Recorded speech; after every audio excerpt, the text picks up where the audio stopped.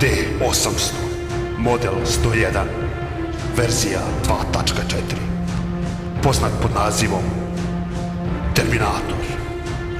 Opasni robot ubica i vojnik, dizajniran od strane vojnog superkompjutera pod nazivom Skynet. Poslat iz budućnosti u prošlost kako bi menjao sadašnjost. Programiran za infiltraciju i borbene zadatke radi ostvarenja krajnjeg cilja, istrebljenje ljudske rase.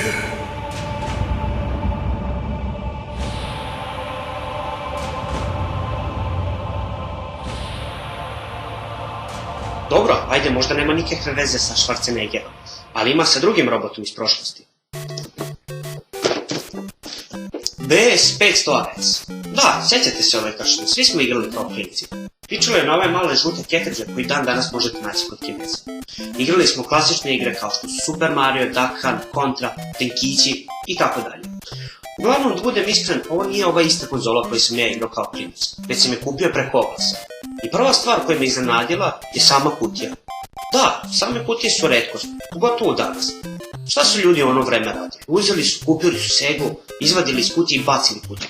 Ovdje na kutiji na čak 2 mesta piše Terminator 2. Očigledno da je ova konzola dobila naziv po istoimenom filmu. A ovdje isto piše da je 8-bitni sistem.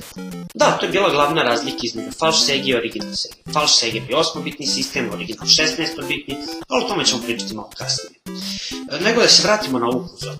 Još jedna stvar što je zanimljiva što se tiče ove kutije, ovdje na pozadini imate slike igara koje naravno niste dobili. Mislim, to je stvarno jadno. Zamislite, odete na bumljak, hoćete kupite ovakvu konzolu i onda pogledate poleđeno i kažete wow, hoću da igram ovu igru.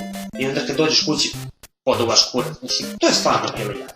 Jeste, istina je da ste vi dobijali jedan ovakav ketridž sa 500 igrica na njemu, ali neko molim vas objasni kako na ovom može da stane 500 igrica.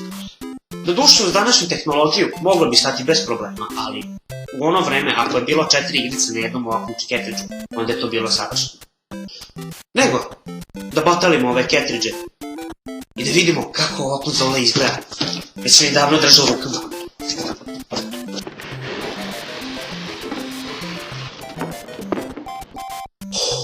Vidite ovo? Pištolj!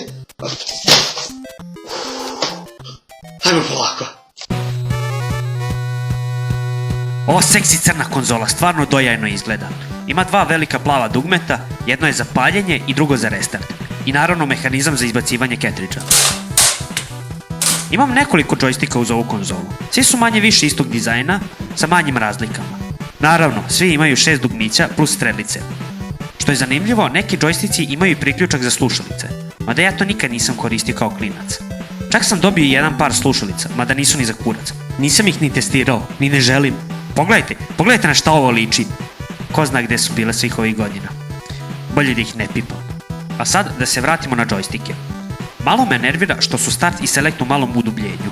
Možda i nije toliko loša ideja da ih ne bi slučajno zakačili u toku igre, ali u nekim igrama se select koristi i kad pokušam da koristim to dugme, naravno ne uradim ništa zato što moji veliki ćevapi ne mogu da uđu u to malo udubljenje.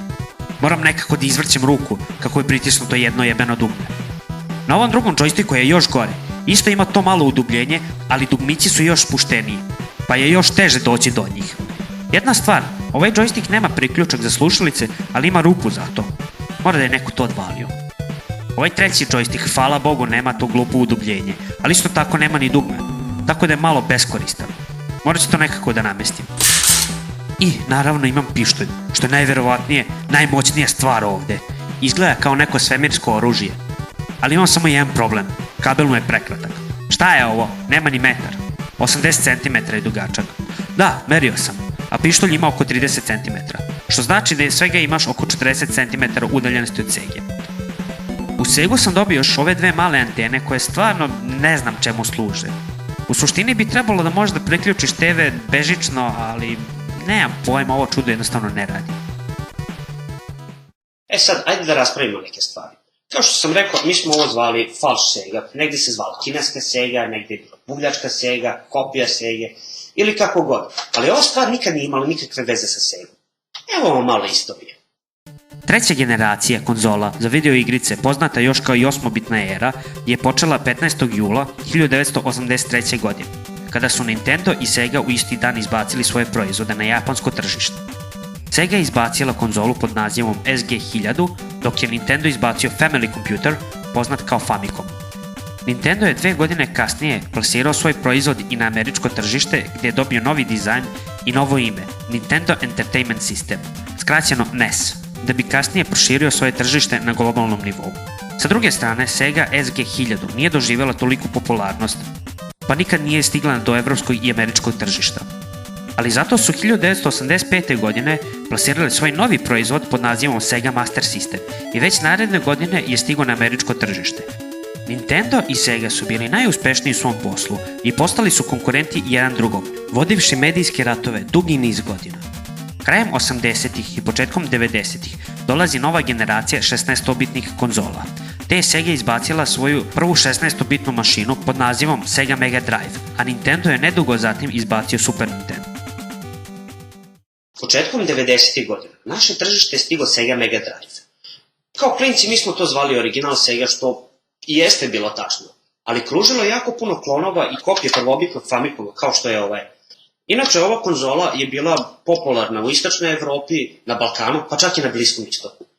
Iako znam da ovo nema nikakve veze sa Segom, ja ne mogu da prestanem da zovem ovu Segu, pošto to je nešto na šta sam navikao.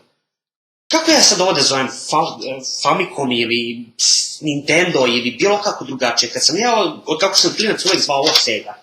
Ovo je bila Sega za mene. Bila i uvek će ostati Sega. Da, ali tu priča nije završena. Inače, ove konzole, verovali vi meni ili ne, se i dalje proizvode. O da, posle više od 20 godina ovo se i dalje proizvodi. Kao rezultat svega toga imamo PlayStation. Pod broj 1. Na šta vas ova konzola podsjeća? Na Sony? Ovaj Kineze ni malo nije sramota da kopiraju brendirane stvari. Pogledajte, skroz izgleda kao PlayStation. I šta je ovo? Ovo više nije igra?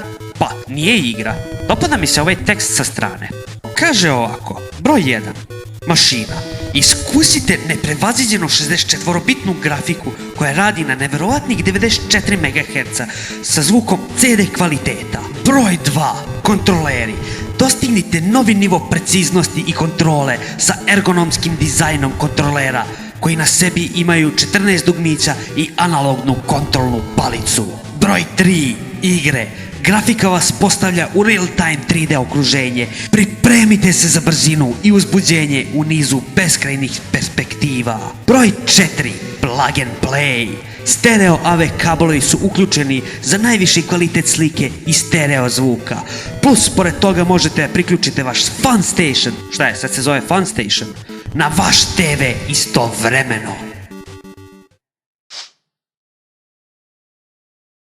Dobro, majku Miran, kakav je ovo marketing? Umesto se hvali sa onim što imaju, oni se hvale šta druge konzole imaju. Kogod da je smislio ovo je najveći šupak na svetu. Mislim, pre svega, nek se odluče kako će ovo kod nas zovu. Ovdje piše PlayStation, u tekstu je Fun Station, a kada otvorite ovo jedino govno, piše Viktor. Kako ja ovo što sranje treba da zovem? Broj 1. Mašina nije 64-bitna, već je 8-bitna, a zvuk nije ni blizu CD kvaliteta, jer ovo sranje nema nikakve veze sa CD-om. Može jedino da se koristi kao CD držač. Broj 2. Joystick su nešto najgore što sam držao u rukama. Nešto su manji od Sonyjevih kontrolera i pravljeni su od užasne plastike. Dugmići još dobro rade, ali strelice su užasne. Pravljene su od one tvrde plastike i treba ih jače stisnuti da bi radile. I šta kaže na kutiji? Ima 14 dugmića i analognu kontrolnu palicu? Pa, analogna kontrolna palica definitivno ne postoji. A ovdje vidim samo 10 dugmića. Gde su nestali još 4? Ako ste ikad držali Sonyjeve joystike u rukama i kad bi uzeli ovaj kurac u ruke, muka bi vas uhvatila. Broj 3. Imaju li ovi ljudi pojma da razlikuju 2D i 3D grafiku? Razlika je ogromna. Ovo nisu mogli slučajno da napišu. Broj 4. Ovdje mogu samo da kažem da konzola nema stereo i da kabel koji se dobio uz ovu konzolu nije namenjen za stereo. I došli smo do zaključka da ovo je jedno veliko jebeno govno. i nije vredno ni za kurac. Tu priča i dalje nije gotova. Imam još jednu konzolu. Dendy! I to sve cirilicom. Mislim, ovo je ruska verzija Sege. Falš Sege. Ili možda original Sege. Pogledajte vi ovo. Ovo je jebena Sega. Identično izgleda kod Sega, samo što umjesto Sege piše Dendy. I kako ovo da ne zovem Segom? Mislim, pogledajte, čak su i džojstici. Imaju 6 dugmića, za razliku od falš Sege koji ima 4. I vidite, još uvijek je upakovano. Verovali vi meni ili ne, ovo je kupljeno novo. Da, jedan dan sam otišao kod Kineza, video sam Segu i rekao sam hoću ja kupim ovo. I onda kad sam izašao iz prodavnice sam shvatio da sam ja upravo kupio Segu koju ne možete nigde kupiti osim kod Kineza. I to rusku verziju koja je nekad pravljena na Tajvanu.